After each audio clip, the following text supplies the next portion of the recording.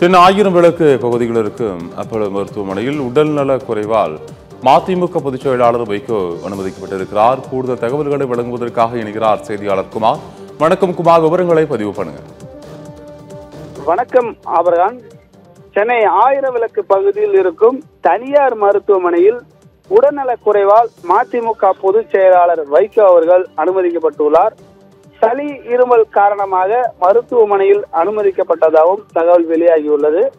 தற்போது மருத்துவர் கண்காணிப்பில் மதிமுக பொதுச் செயலாளர் வைகோ அவர்கள் சிகிச்சை பெற்று வருவதாகவும் தகவல் வெளியாகியுள்ளது.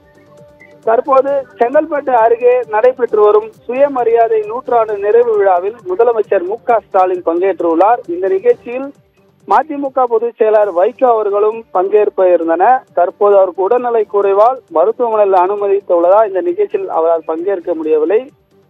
2 தினங்களில் சிகிச்சைக்கு பிறகு வீடு திரும்புவார் எனவும் தகவல் வெளியாகியுள்ளது.